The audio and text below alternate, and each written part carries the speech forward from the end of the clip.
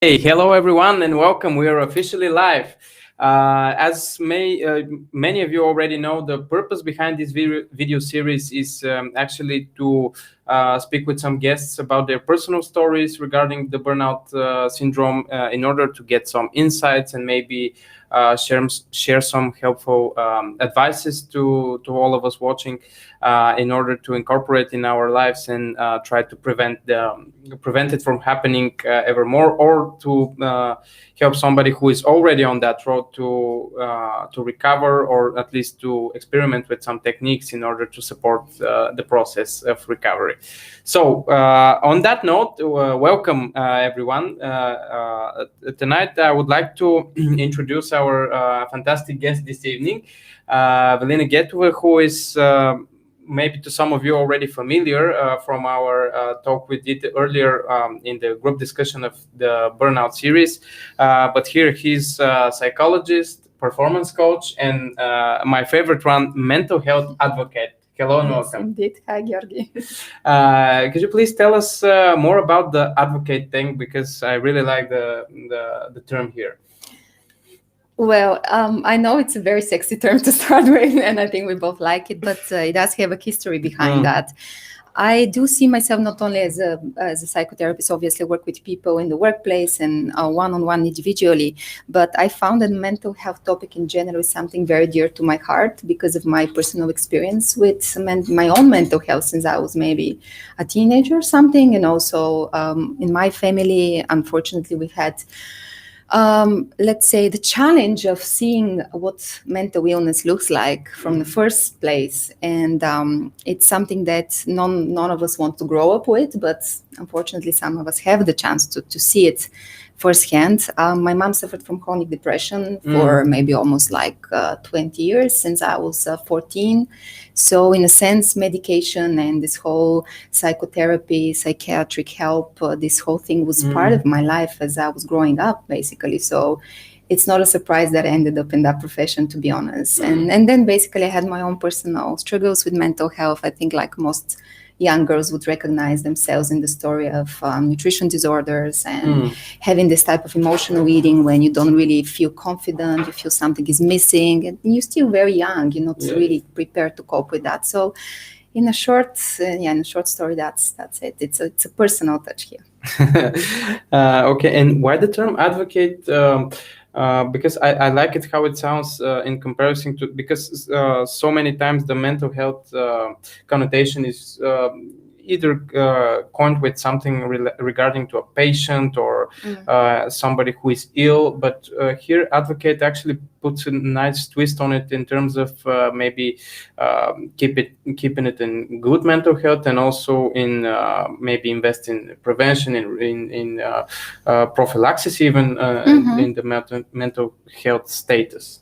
Yeah, I think the first thing is just for us to be more aware on the topic that that's something that's just not something that's happening behind the scenes or in a hospital, or no one is really immune to really experiencing anything, because it's a real human condition, isn't it? Definitely. And also there is lots of stigma, as we've spoken about in previous discussions we had with you. It's very tough to deal with that alone. Even if it's a little thing like, feeling anxious or having self-doubt, those first neurotic experiences that we all have, sometimes we struggle alone behind the scenes, as I say, and we don't search for help. And I believe the more we talk about this, that's why I call it a mental health initiative, what I'm building with Not Your Therapy, because the more we talk about it openly, the more people will be encouraged and feel open and free to start sharing if they have an issue, or start looking for help, or at least speak to a friend or reach out to somebody. Even if now some of the people in the audience are watching us, and if they're not feeling very well, we would really encourage you guys to get in touch. And I think it's a great conversation starter for prevention, as you say, because if we catch it early on, it's just like a cold at the beginning. If you catch it on, there's lots of things you can do. Also, we can work preventively on our resilience. So some people, they really very much believe in this genetic thing about mental illnesses that, they're passed through generations. Yes, in some cases, there are 50% chances of, getting it in your family if you had a grandmother or a granddad with schizophrenia, for example. But still, there are lots of things that people can actually do in their lifestyle, in their behavior choices, in working on their own self-esteem, on their own family and their life, so they can avoid it. So it's not, let's say, like a death sentence. If you had also alcoholism in the family, it's, there's always things you can do in your life right now to avoid that and to have a healthier future. Great. Thank you for touching on that topic, because it's really important to differentiate the genetic predisposition from, as you said, a sentence.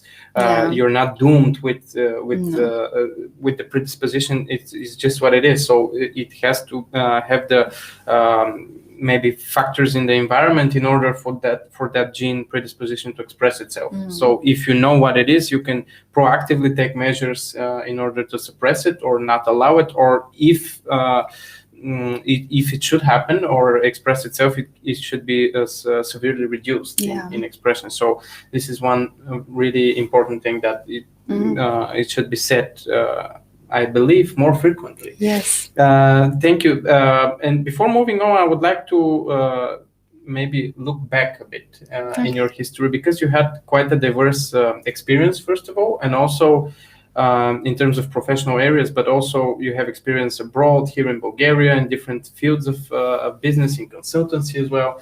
I would like to maybe transfer you to your first maybe educational focus, and I believe this is has to do with communication, journalism, and PR. So what got your interest there? Oh, that was so long ago.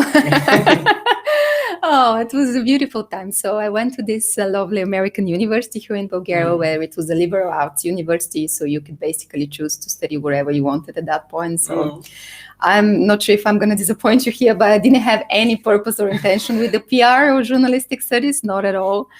That was something that I found very interesting at the time being, and it gave me a voice. It taught me how to speak, how to write. I think these are skills that no matter what you do in the future, you really need them. Even now, working as a psychologist, I actually need to communicate with people on a daily basis. So it's very handy, to be honest, to have that education.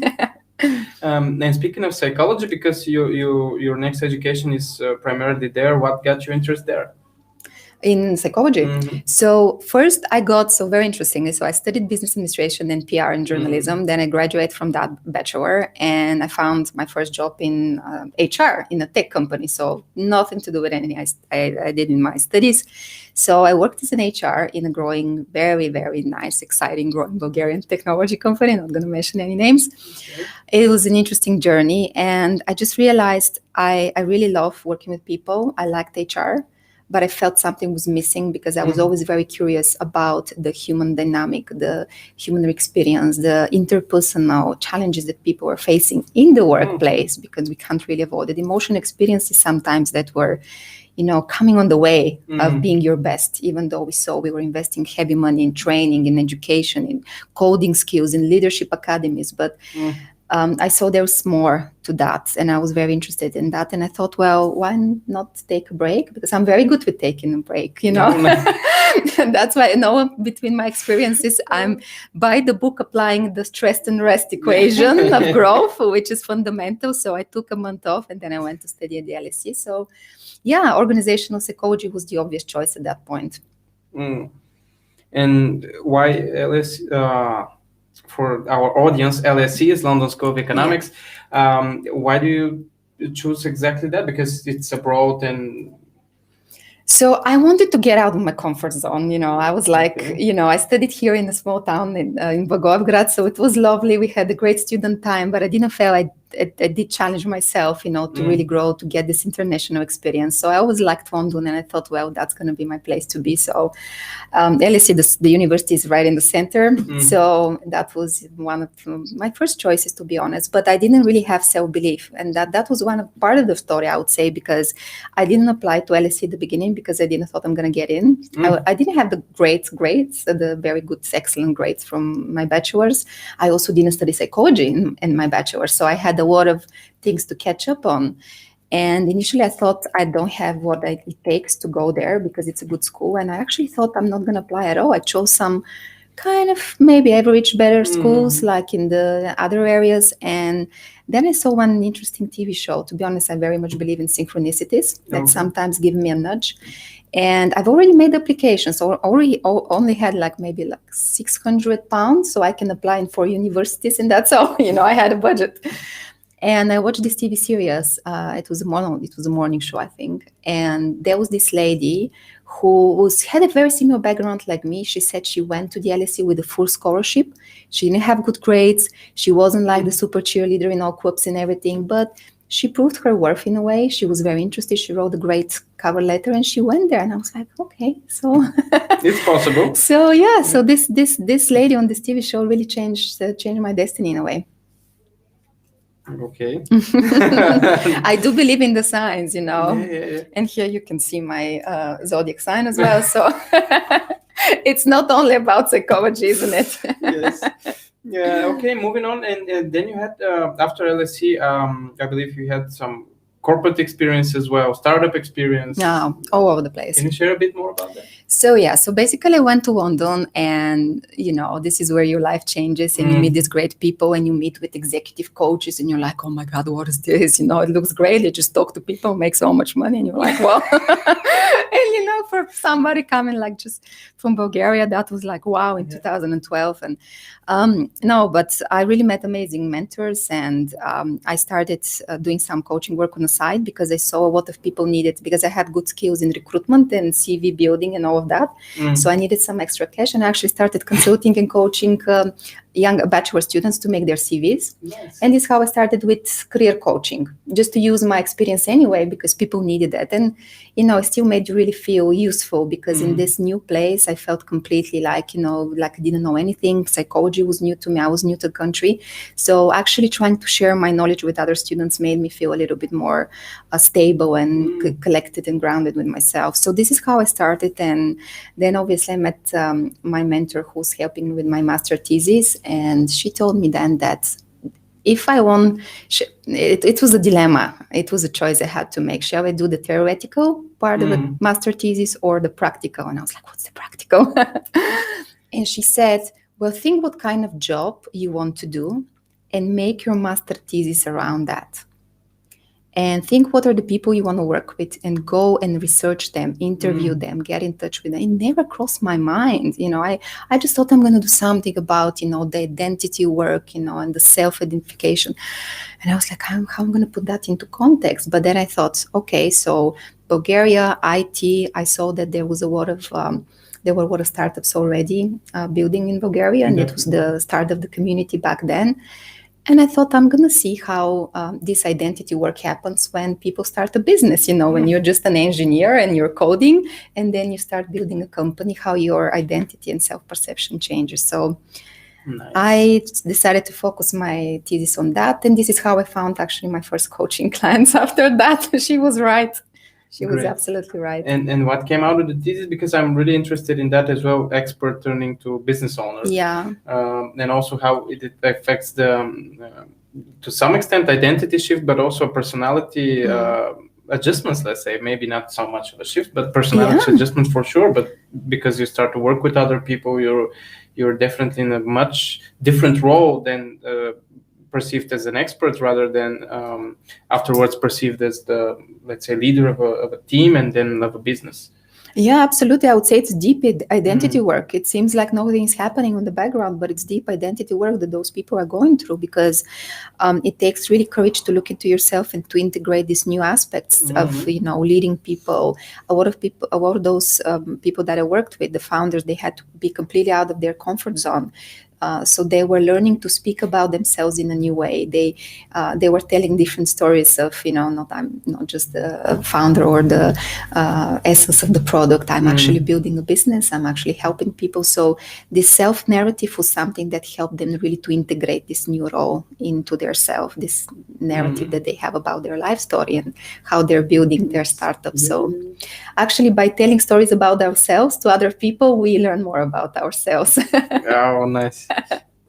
Okay, we had to put quotes to pop up. Maybe afterwards in the editing we'll do so. And then moving on, after your thesis and your first coaching plans, how did your career progress since then? So basically I was very passionate and I found my niche. I wanted to work with startups on all of the human issues, leadership coaching, team dynamics, and all of that, which we know is very important because 65% of startups fail because of what? People issues. Yeah, but I just realized, I didn't have so much experience. Great, I wrote a master thesis, but that's just wait. 60. We got to put the quotes thing here. 65% of startups fail. Yeah, you haven't read The Founder's Dilemma? Yeah, that was maybe a statistics things like 10 years ago, but I'm sure the numbers are pretty much the same. If not even. Yeah. 65%. Yeah, and more specifically, founder issues, people issues in the founder team. Maybe it's not that surprising actually, because if we're talking about this identity shift, maybe not everybody is willing or capable of making it. Yeah, and absolutely. Maybe 65% of people are not in. It's not for everybody.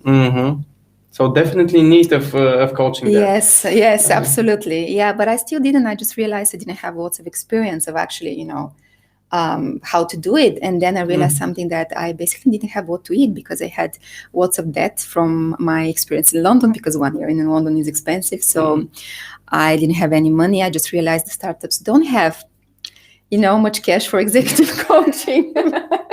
So I just found myself in the situation. I started working pro bono for free. I started working with universities.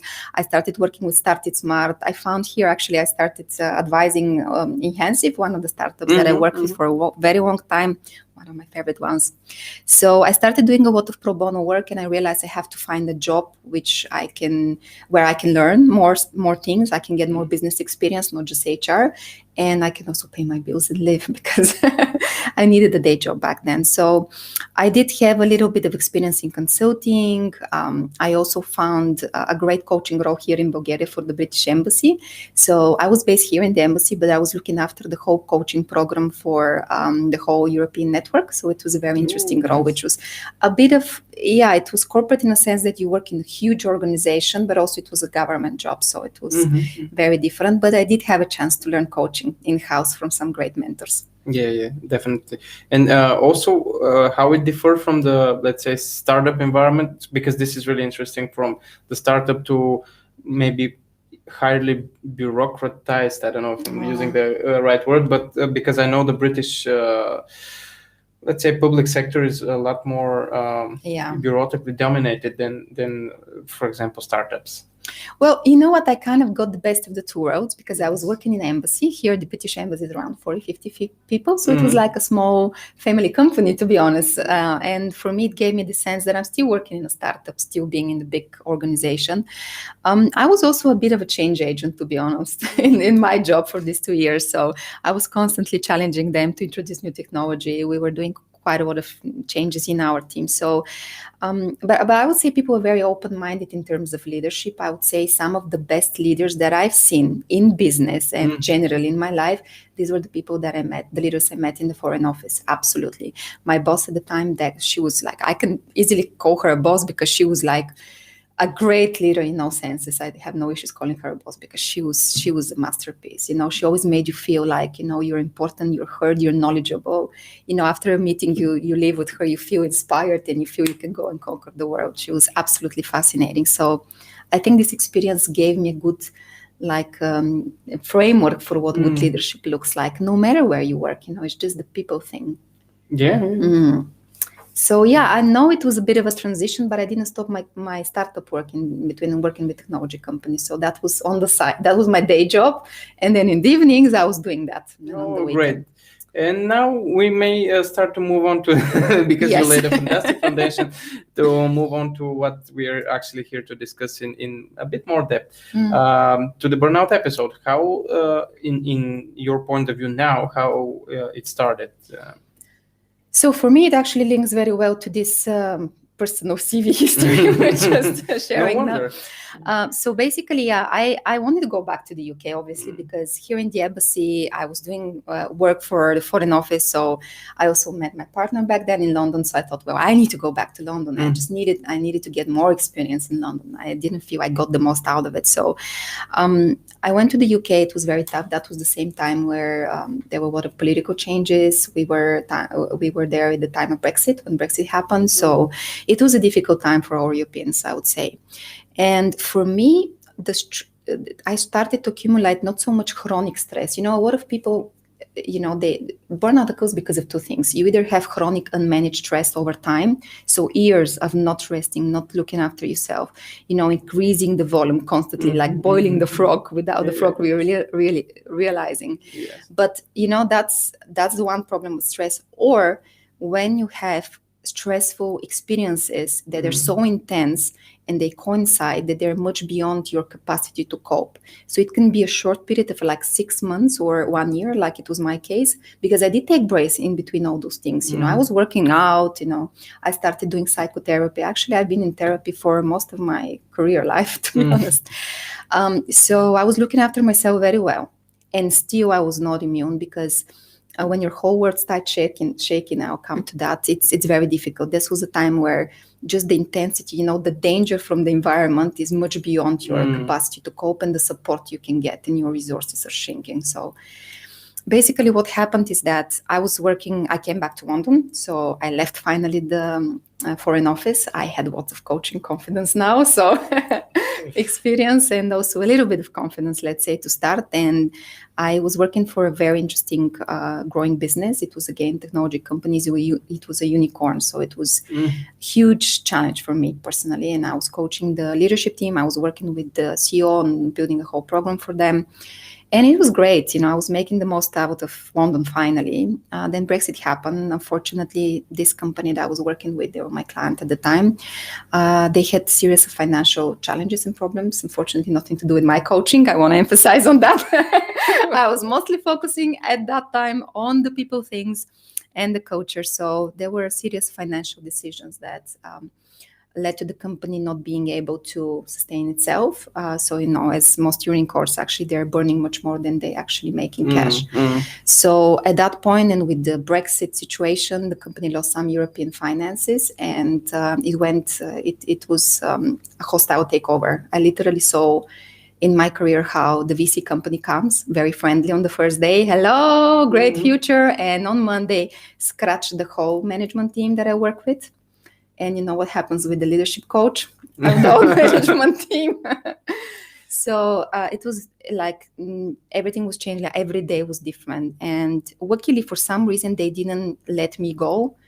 And then I was very loyal to the CEO because I worked with him for already 2 years. And he then asked me, it was a huge challenge. He said, if you can stay as much as you can, and just continue to support at least the people who are there so they can go through it and find ways to still keep the spirit of that company somehow. So I just felt that was a great opportunity, but also it was very stressful. It was very difficult seeing some of the people that I very much admire losing their jobs. Some of these people, they worked in this company for 10 years, and it was very, very sad to see them go. So very stressful experience. At the end, my position was also cut. And my partner back then, he lost his business clients as well. So we were in a position where we were in London. We had to change flats because our landlord was kicking us out. So, in the UK, if you don't have a contract, you can't really, pay you can't find a new flat. So, nice. Yes. So we're in that situation where it was getting, intense. And there was some personal experiences happening in my family. We decided to come to Bulgaria. At least I told him, listen, let's go to Bulgaria. Because here, even if you don't have what to eat, you can call your mom and eat something from a jar, or I can call you and I can crash on your couch. But literally in London, it can happen like that all of a sudden. One way, at one point, you're on the top of, your career. And then 2 weeks later, you're just, you can't pay your bills. So, all of that, I came here. And one of the startups that I was advising them at that point as an external advisor, they said, Veli, come to help us. So basically, to be honest, I was a bit confused at that point. What I wanted to do, there was still so much change. and we moved countries. So basically we left London, coming here with all our stuff, not sure what to do. And my partner back then, he was a foreigner, so he didn't know the language. Oh, nice. So I just came here and I realized, oh my God, just so many things shaking. I took the job in the startup. I loved it, but it's a completely different thing, from coaching into actually being operationally in a business. Again, completely different thing. So it was like one challenge after the other. And what time span are we talking here? 6 months. 6 months. All of that is 6 months. Then, unfortunately, we had some issues in my family. Like my grandma was very sick. We had some, like one thing after the other. It was a very, very tough period for my whole family. And at one point I felt it was just too much. It was like 6 months. It's not a long time, but it was. And also, what, burnout, the thing is that I could handle all of that, but I was lacking the sense of achievement. One of the key concepts that we see with working with burnout patients is not so much, they can endure, we like challenges. Human beings, we like challenge. Yeah. But if we don't get recognition, feedback, this is what's feeding us. This is the dopamine. This is the energy booster that keeps you going. And we also see, because burnout, it comes originally from the empathetic professional, social workers who actually give in their heart, but their job is like very rarely satisfactory because they don't see the outcome of their work. So this lack of, I've put my heart into so many things and I can't see the end of it. It was really affecting me personally. At one point I felt, all of these different spheres of my life was shaking, because sometimes burnout can happen not only at work, because obviously it started from a lot of work pressures, but also when your other spheres of life are shaking, it's very hard to, find a space for yourself. Maybe the only thing that was stable at the time was my friend circle, because my health also started to let me down, which is the time I realized I am in trouble. And I ended up being in a hospital. I was in a hospital for 2 weeks. I was very sick. I lost my job in intensive as well. That was a time where I was not performing just because, I was not concentrated. I was putting in the hours, as we know, but we were not getting the results. And I ended up in a hospital, and it was a strange time. It was very gloomy. First of all, thank you for sharing this, but also I don't want to get in any details that you're uncomfortable with, or you feel that it's enough that you share, because more or less it's not the purpose here. We actually aim at recovery, but we had to go to that in order to see how intense and how quickly actually can this state progress in terms of 6 to 9 months. 6 to 9 months, 6 to 9 months, and I was out. And also you're professional, you're more or less prepared, or at least more prepared than average person. Sufficiently more prepared. You had expert knowledge, you worked with people, and still with just in our last broadcast we discussed this, that the need for supporting the healthcare worker, and that he's not immune to mental challenges at all, even if not more, because when this tendency, especially now with the corona adding on as another risk factor, the pressure on them to perform and be available and support others is much more higher than before. And now to support them, it's actually really crucial. So it's a kind of a topic I wanted to emphasize here as well. So thank you for sharing that. But let's now refocus on the a bit positive.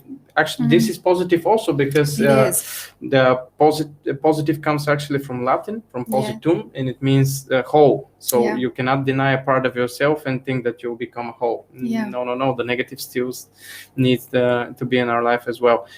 So how did you recover from that? What helped you?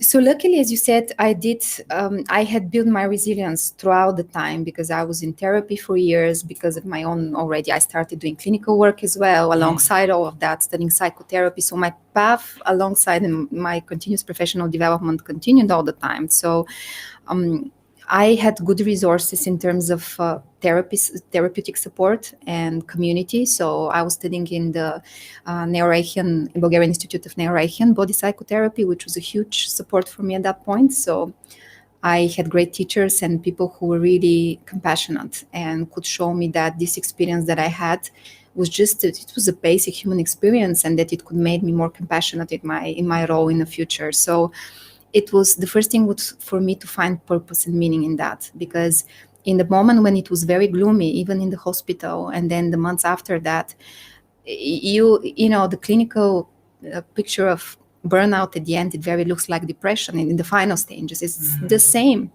The symptoms, you know, the experience is absolutely the same. So it was very important to find some meaning into all of that, the first thing that can help me.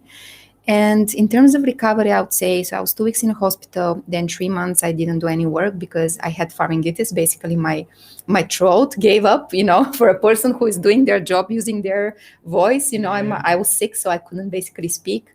What kind of sign, you know?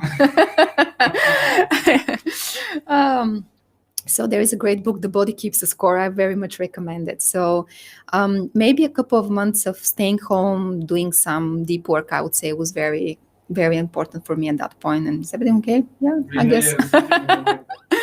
So yeah, I guess what I needed at that point is just a new meaning in life, because everything that I was striving for, it collapsed in a period of a few weeks. Everything just, you know, fell apart. So the first thing was to get some rest. So these 3 months where I couldn't talk, I was basically staying at home, sleeping, reading, eating. I returned some of my normal regime, like, you know, going to the gym, working out, but very, very slow, lightly, not with any agenda. And I got also, I want to talk about something. I hope that's okay, but I also got medication, and I think it's important to actually speak about that, because I had issues with my sleep, and after you can't sleep for 2 months, I think then it gets critical. And some of those tools that we always talk about, like exercise, take breaks, do meditation, do yoga, journal, they're all very good tools. But when you have a biochemical issue, in a depressive episode, it's important that you check in. You know, and I know that the psychiatric help is the one that is most stigmatized, but people have to be very self-conscious in that moment where, is it going to be okay? Are you going to go away just with meditation and rest? Or you really need help? Because if you don't sleep for 2 months or more, you need to speak to somebody. So I'm very grateful for that period. It was maybe a few months that I had to take medication for my sleep, and I'm very grateful that I did, and I'm not ashamed, because it put me back. You know, in order to be able to work on all the issues underneath the burnout, you need to be in a basic level of well-being. And if you're not in that basic level of well-being, no psychotherapy, no support from friends, no books, you know, nothing can take you out of it. So I hope no one is really reaching those stages of the burnout syndrome. But also, if anyone feels that he's reaching it, please do not use our word for it, but rather seek some professional help. Because this here is more like a general information. It's not so much even an advice, but maybe given or share an experience of somebody who went through it. And even in the context of Veli's advice, please do seek professional help if you feel that something is really off. Don't use our advice for it. It would not be practical. And also I really like that you mentioned that, because medication is can be actually helpful, although we usually don't advocate so much for it, but in critical situations it's needed, and this is maybe more or less the consensus in psychotherapy as well, that in critical situations it's needed. I would not agree with the other term that right now prescription drugs are given for everything. Tell me about it. Well, if you're feeling mildly stressed and, you know, you have a little bit of heartbeat, you don't need Prozac or Xanax or anything, you know. But if you can't sleep for 2-3 months, basically you sleep for a few hours a day, you lose your appetite, and you have suicidal thoughts, well, you need to speak to somebody. Absolutely. So there is a fine line which only a professional can diagnose and can assess. So this is where we need to trust other people and get professional help. Mm-hmm. And then as a supporting therapy, then all the other actually long-term lifestyle changes can be beneficial, but in the short term, in the critical situation, they would not work. Actually, in my opinion, they would even may have a counter effect, because you think you'll be having first of all, you're not going to do it correctly. Second of all, they may not work because you're let's say situation, I don't know if it's the right word, but your condition is much severe. Yes, absolutely. Much more severe. And you can then, be in danger. Absolutely. And then you can start to even blame yourself for, you see this is not working, and even get worse than that. Yeah, absolutely. And also the emotional, I think, I think other maybe guests also touch upon the importance of resilience and stuff, but for me also the change of attitude and emotional shift that happens, it's not so much the things that happen in your life and this craziness that it was happening in my life at that point. But what I learned now is that I can address all of that with the different emotional states. So finding a way that you can give your best, even to your job, to your family, to your partner, to your startup, but not giving your whole self and not getting emotionally attached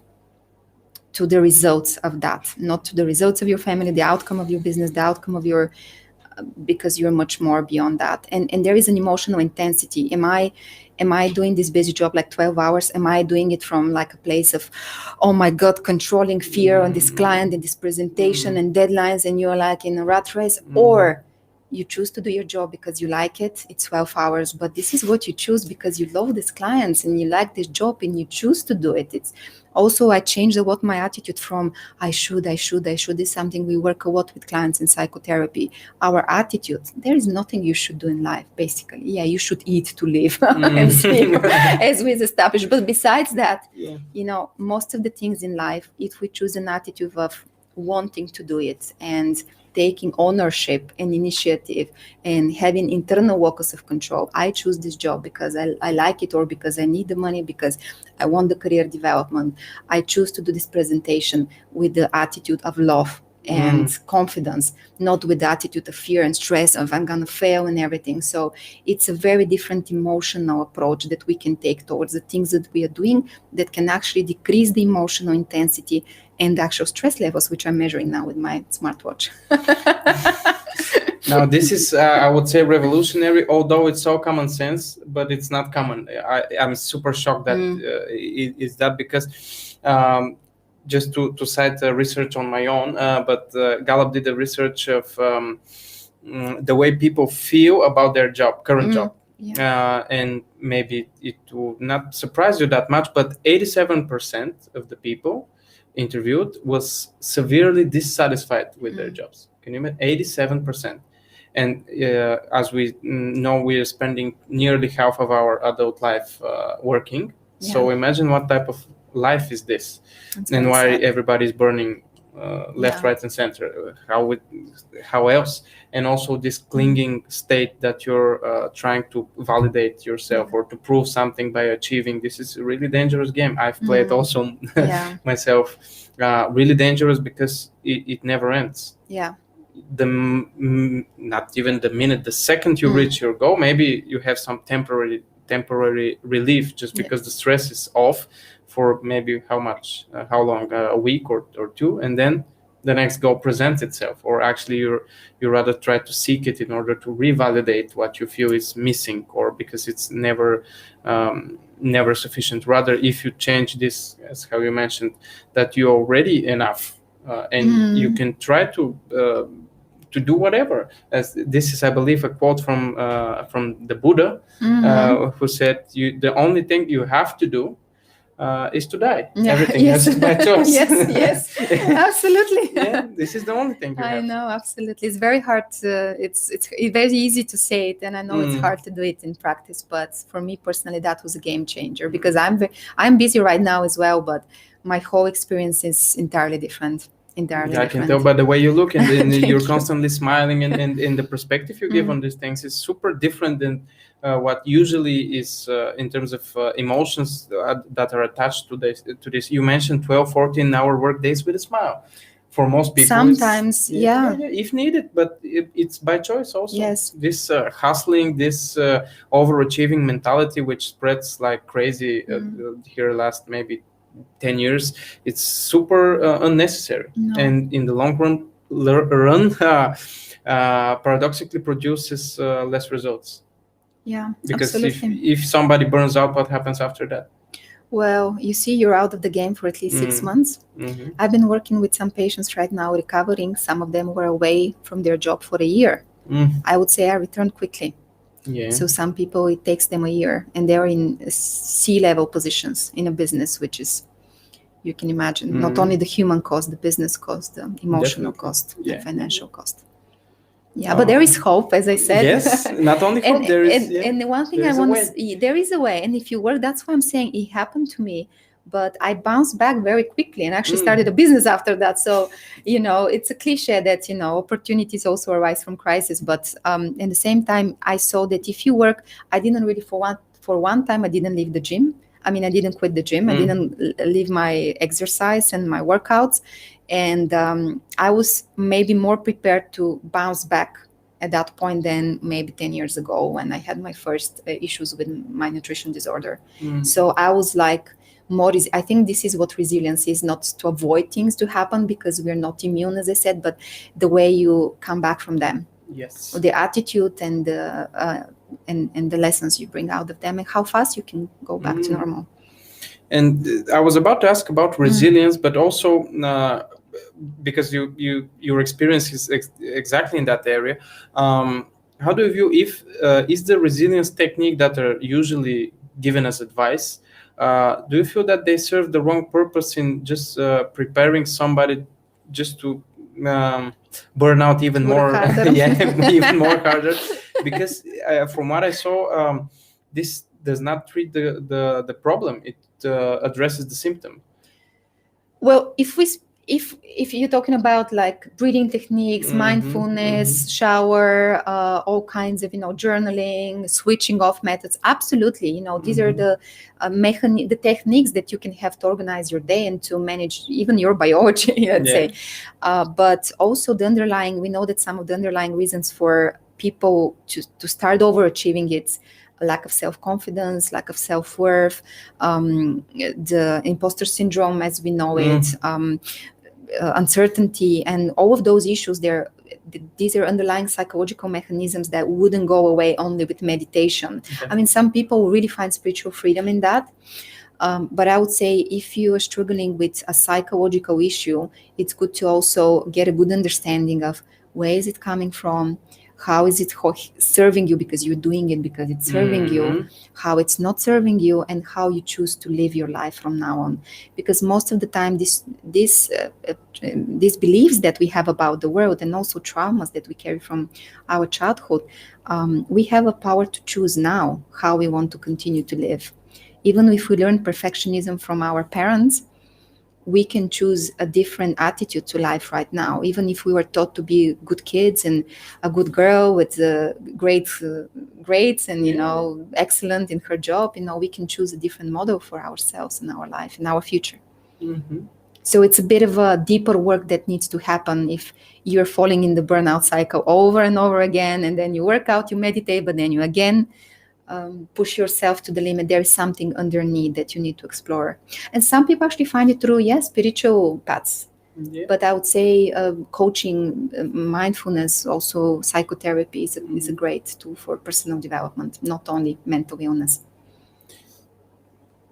And even I would add on to this, even consciously looking at what is happening. If you're chronically burnouting in let's say, or at the risk of burnout and it repeats again and again and again, maybe try to readvise why this is happening. Why am I doing what I'm doing? Because it's you choose, as you super powerfully pointed out, we have the power to choose now. Yes. Never mind the genetic predispositions, never mind the environment and the upbringing and social structures and family influence and so forth. Everything serves its purpose, but you have the power to choose now. And actually, this is my favorite part from because we've talked previously about this topic, but you are able to consciously select because perfectionism actually learns you about having a high standard for your work ethic and everything else. So you can consciously choose the skills you would like to keep, and also balance them in a way that they not destroy you, but rather you use them, they're not using you. Yes. But yeah, as you said, it's a deeper work, and I invite everybody who is watching to invest. If you feel some of the symptoms, but if you are watching, you clearly maybe felt or know somebody who has, to invest a little bit of work in let's say exploring your inner world, that being your beliefs about things, the reasons behind your motivation, and to really double check why you do what you do. Yeah. Great. Do you have any word of advice, because we're heading towards the end of our session here? Any word of advice or from like closing remarks to our audience and everybody who feels that they're on the path of burning out? Okay, so I would emphasize on the rest and stress equation, because this is something that we can't do. It's in our control, so for sure. And it's that simple. You can actually, do the stress and rest equation within a day. So this is what I'm trying to do now, and make sure that every single day I have enough of both. And allow yourself time to recover. Also having some space. Something that was obviously part of my career is having some breaks in between the different roles or businesses or projects that you do, even if it's like a few weeks. We need those moments of pause, of breathing, of creative freedom in order to recharge ourselves. And I think a lot of people actually do like this. It's a very popular thing to take a creative sabbatical or something. So if you can take it, I would encourage you to do it. And and as you say, the deeper work, even if you're in a good place in your career, that's great. Now is the time actually to do the work. And there is a lot of things you can do proactively before something critical happens, like reading, speaking to friends. You can invest some time in meeting with a professional, just to understand more about yourself, challenge yourself. There are lots of workshops now happening outdoors. I know we're all craving face-to-face contact and we're tired of online. Keeping all safety measures in check. There are lots of things that, and group work is great. I would say I learned a lot about my mechanisms also attending different workshops. So now there are a lot of opportunities to do that here outdoors. And I would say challenge yourself, search the meaning, and see what's inside. That you're going to be your best company throughout your whole life. So it's good that you know what's inside. So you don't get surprises on the way, and the fear of success, boom, in your top period, you discover something that you had no clue you have. Wow, fantastic. Thank you so much for actually this spin on burnout, because we usually get the usual topic of discussion, usual endurance techniques, and really rarely do everyone talks about this in this context, which is really addressing, in my opinion, addressing the problem rather than the symptom. And if you only try to mask the symptom away, it usually returns in a much severe form. Moving on now to questions from the audience. Okay, 1 minute. This that was the sign. In order to see what our fantastic viewers had to ask. Yes, absolutely. I know sometimes people have lots of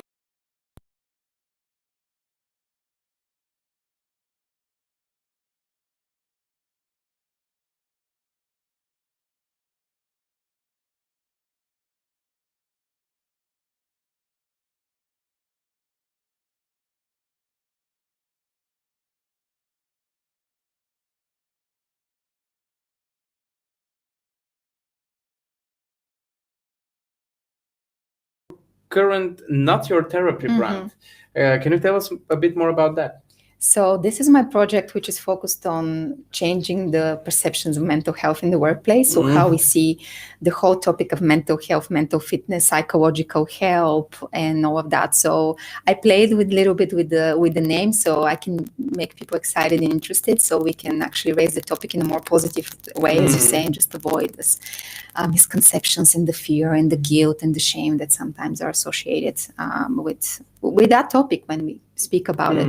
So my purpose with this company now is to raise awareness. We're working with businesses, creating space for people to talk about their challenges, doing talks like that, also running one-on-one and group sessions, as I mentioned. So people have a chance to actually gain a basic understanding of mental health, do self-assessments, how they feel, where they are. They can create this collective awareness of what is it, how we can help each other if we see someone else is struggling. So teaching each other also the basic skills of not therapeuting each other, but also, checking the first signs of burnout and being able to talk to a colleague if you see someone is in risk. So I think that's very important. That's the work we do with Not Your Therapy. And also most of my coaching now with leaders focus on their mental fitness. So fitness is a really nice term. Yes, we're doing lots of leadership stuff, how to increase the results in the business and in my life, but it's really mental fitness work that we do in our coaching sessions. Great. So thank you. Moving now to the questions.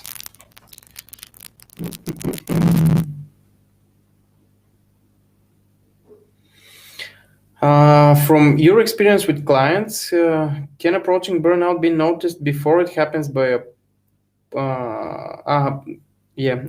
before it happens by a person or their therapist? Yeah. So maybe some of the early signs. Of the early signs, I think we mentioned in the previous talk very quickly.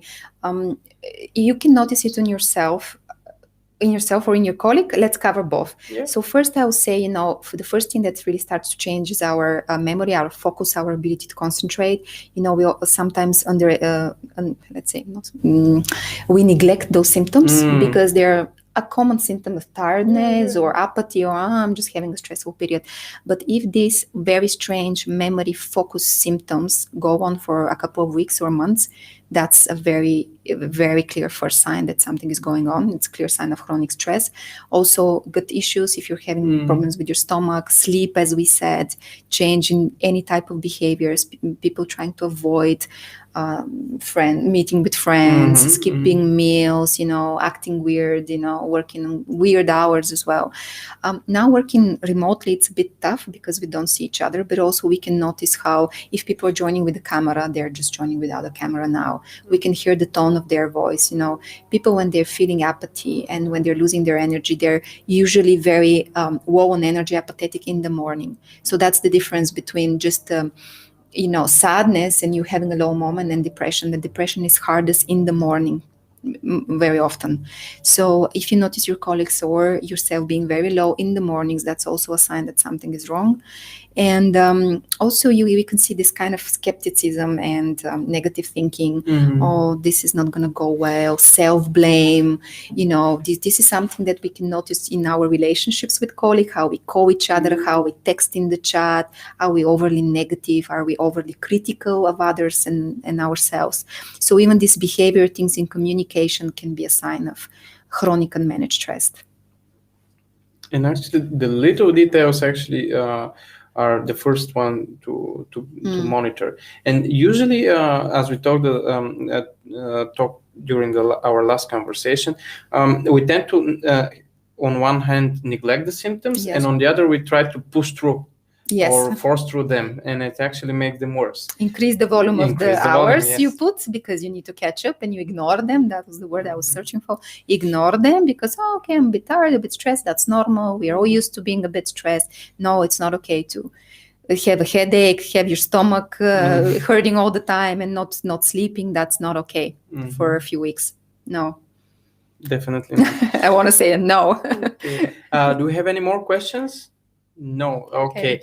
Thank you so much. First of all, thanks to you for sharing again this super fresh perspective on this topic, and also remind people that we do have this power of choosing what we want to be and how we want to act now. This was really powerful for me as well. But also this includes a higher sense of personal responsibility. Yes. And taking responsibility for our actions, things, thoughts, and deeds. Let's say it this way. But as always, if you found this video if you found this video helpful, please like, share, subscribe and keep in check with our future appearances, and not so much being passively entertained by it, but rather use the information, whether for being helpful for yourself or for somebody you know. More info about Veli you can find in the description below. I'm getting tired and I'm burnouting. You can find more info about Veli, about Not Your Therapy brand, about herself, and also her LinkedIn profile, Velina Getova, I believe. Yes, you can find and connect and follow on her LinkedIn, so you make sure that you catch up everything she posts. Thank you so much for joining us tonight, and talk to you and see you soon. Bye.